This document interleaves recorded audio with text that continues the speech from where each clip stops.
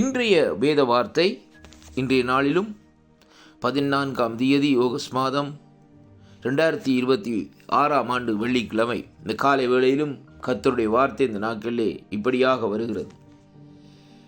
மத்தேயு சுவிசேஷ புஸ்தகம் 19வது அதிகாரம் 6வது வசனத்தை இந்த நாட்களிலே வாசிப்பிலான கர்த்தருடைய வார்த்தை சொல்லுகிறது. இப்படி இருக்கிறபடியினால் அவர்கள் இருவராயிராமல் ஒரே மாமிசமாய் இருக்கிறார்கள். ஆகையால் தேவன் இணைத்ததை மனுஷன் பிரிக்காதிருக்க கடவான் என்றார் என்று சொல்லி இந்த வார்த்தை இந்த நாட்களிலே சொல்லுகிறதை பார்க்கிறோம்.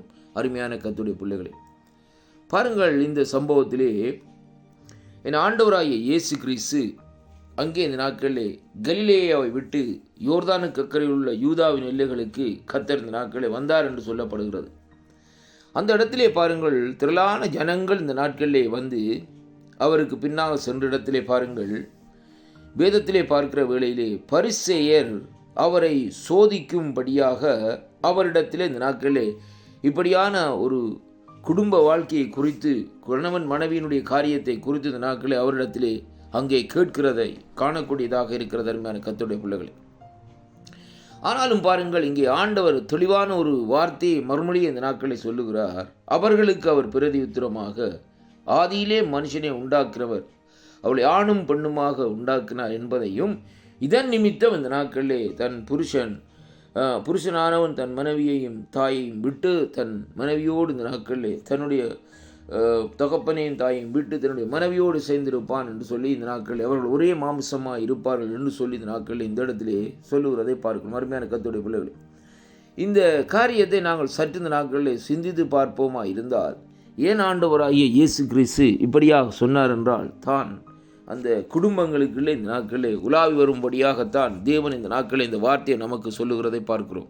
அது மட்டுமல்ல, வேதத்திலே சொல்லப்படுகிறது, 2 பேர் என் நாமத்து நிமித்தம் எந்த இடத்திலே ஒருமனப்பட்டிருக்கிறார்களோ அந்த இடத்திலே நான் இருப்பேன் என்று சொன்ன தேவன் இருக்கிறவராய் இந்த நாட்களில் இருக்கிறார் என்பதைத்தான் இந்த வரத்தினூடாக இந்த நாட்களில் இந்த வார்த்தை ஊடாக நாங்கள் கற்றுக்கொள்ளக்கூடியதாக இருக்கிறது. அருமையான கர்த்தருடைய பிள்ளைகளே, அப்படியானால் பாருங்கள், இன்றைக்கு இந்த உலகத்திலே நடக்கிற சில காரியங்கள், அதாவது விவாகரத்துக்கள், இந்த நாட்களிலே பிரிவினைகள், இப்படிப்பட்ட காரியங்கள் இந்த நாட்களிலே வருகிற வேளையிலே தேவன் எப்படியாக அந்த குடும்பத்துக்குள்ளே வாசம் செய்ய முடியும் என்பதைத்தான் இன்றைக்கு இந்த வார்த்தை ஊடாக இன்றைக்கு நாங்கள் பார்க்கிறோம். அருமை பிள்ளைகளே, அப்படியானால் இன்றைக்கு பாருங்கள், தேவன் இணைத்ததை அங்கே மனுஷன் பிரிக்காதிருக்க கடவான் என்று சொல்லி பார்க்கிறோம். இன்றைக்கு பிசாசுடைய தந்திரங்கள் குடும்பங்களுக்குள்ளே பிரிவினைகளை கொண்டு வந்து இந்த நாட்களிலே போட்டு அவர்களை பிரித்து இந்த நாட்களிலே தேவனுடைய சமூகத்திலே இணைந்திருக்க முடியாதபடி இந்த நாட்களிலே அவர்களை அழித்து இந்த நாட்களிலே சின்னாபின்னமாக்குறதை அங்கே காணக்கூடியதாக இருக்க அருமையான கர்த்தருடைய பிள்ளைகள்.